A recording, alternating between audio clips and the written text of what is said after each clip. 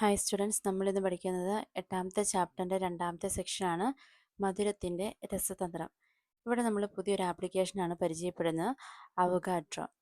തന്മാത്രയുടെ ത്രിമാന മോഡലുകൾ തയ്യാറാക്കാൻ സഹായിക്കുന്ന ഒരു മോളിക്യുലാർ എഡിറ്റിംഗ് സോഫ്റ്റ്വെയർ ആണ് അവഗാഡ്രോ. ഈ അവഗാഡ്രോ ഉപയോഗിച്ച് നമ്മളോട് ചെയ്യാൻ പറഞ്ഞിരിക്കുന്നത് ജലത്തിൻ്റെ തന്മാത്രയുടെ രാസസൂത്രം ഏതാണ്? H2O അല്ലേ? ഇത് വെച്ച് ഒരു മാതൃകയാണ് നമ്മൾ നിർമ്മിക്കാൻ പോകുന്നത്. അതിനായിട്ട് ആദ്യം തന്നെ ഷോ ആപ്ലിക്കേഷൻസ്, ഇവിടെ അവഗാഡ്രോ, ഇതാണ് അവഗാഡ്രോ.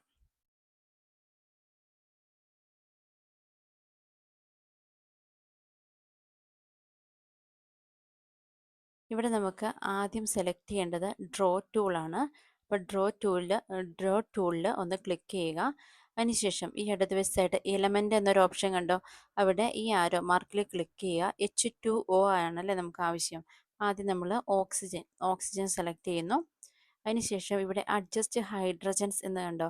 അപ്പോൾ ഈ ടിക്ക് മാർക്ക് വേണ്ട, ഇതൊന്ന് ഡിസേബിൾ ആക്കി കൊടുക്കുക. ഓക്കെ, അതിനുശേഷം ജസ്റ്റ് ഇങ്ങനെ ഒന്ന് ക്ലിക്ക് ചെയ്യുക. അപ്പോൾ ഓക്സിജൻ വന്നു.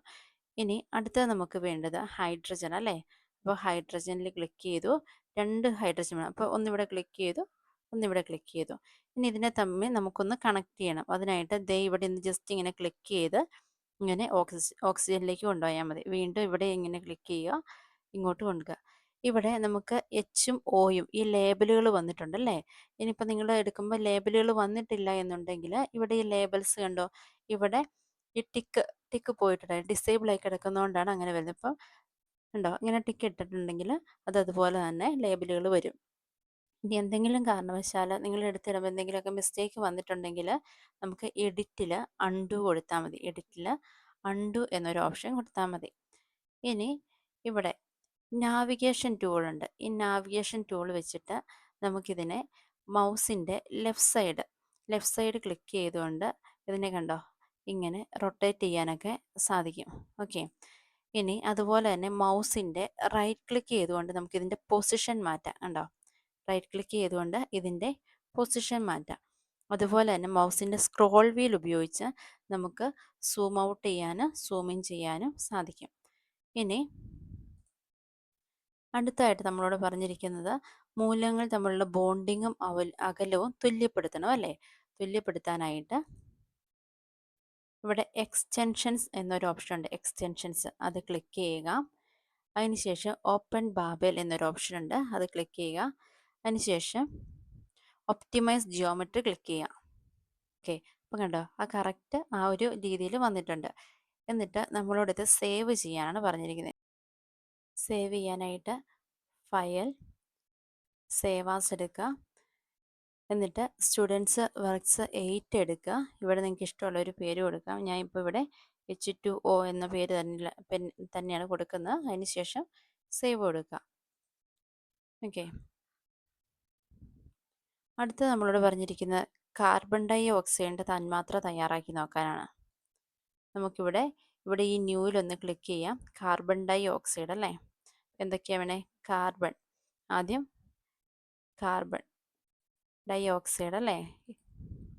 CO2 അല്ലേ? CO2, അപ്പോൾ 2 ഓക്സിജൻ വേണം.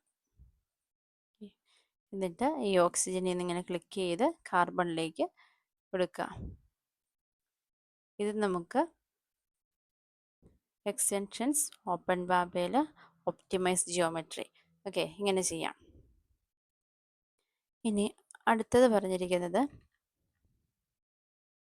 ഒരു ഗ്ലൂക്കോസിൻ്റെ തന്മാത്രാ ഘടന ചെയ്യാനാണ് പറഞ്ഞിരിക്കുന്നത്. ഗ്ലൂക്കോസിൻ്റെ തന്മാത്രാ ഘടന.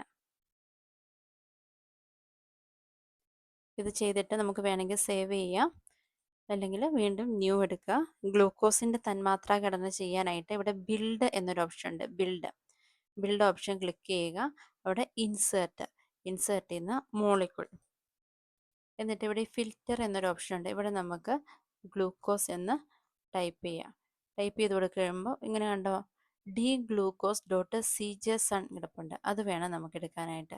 എന്നിട്ട് ഇൻസേർട്ട് കൊടുക്കുക. എന്നിട്ട് ഈ വിൻഡോ ക്ലോസ് ചെയ്യുക.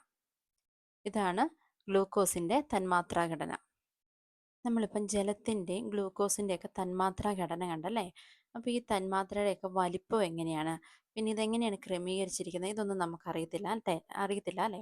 അപ്പോൾ അതൊക്കെ നമുക്ക് കണ്ടുപിടിക്കാൻ വേണ്ടി ഒരു ആപ്ലിക്കേഷനും കൂടെ നമുക്ക് പരിചയപ്പെടാം. ആപ്ലിക്കേഷൻ്റെ പേരാണ് ഫെറ്റ്.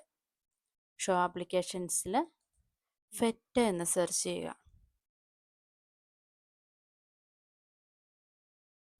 എന്നിട്ട് ഈ ഇടതുവശത്തായിട്ട് ഓൾ എന്നൊരു ഓപ്ഷൻ ഉണ്ട്, അതൊന്ന് ഡബിൾ ക്ലിക്ക് ചെയ്യുക.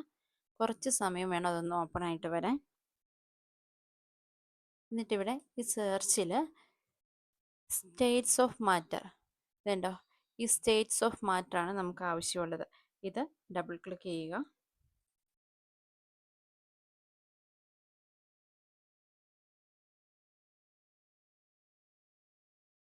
ഇതൊരു ഫയർഫോക്സ് വെബ് ബ്രൗസറിലാണ് ഓപ്പൺ ആയിട്ട് വരുന്നത്. അതിനുശേഷം ഈ സ്റ്റേറ്റ്സ് ക്ലിക്ക് ചെയ്യുക. ഇപ്പം നോക്കിയേ, ഇവിടെ നിയോൺ, ആർഗൺ, ഓക്സിജൻ, വാട്ടർ ഇതൊക്കെ കിടപ്പുണ്ട് അല്ലേ. നമുക്ക് എടുക്കേണ്ടത് വാട്ടറാണ്. വാട്ടറിൽ ക്ലിക്ക് ചെയ്ത് കഴിയുമ്പോൾ നോക്കിയേ, വാട്ടറിൻ്റെ സോളിഡ് ക്ലിക്ക് ചെയ്യുക, ലിക്വിഡ് ക്ലിക്ക് ചെയ്യുക, ഗ്യാസ് ക്ലിക്ക് ചെയ്യുക. ഓരോന്നും ക്ലിക്ക് ചെയ്യുമ്പോൾ ഈ തന്മാത്രകളുടെ ആ വ്യത്യാസങ്ങൾ മനസ്സിലാകുന്നില്ലേ. സോളിഡ്, ലിക്വിഡ്, ഗ്യാസ് ഇങ്ങനെ ഓരോന്നും ക്ലിക്ക് ചെയ്യുക.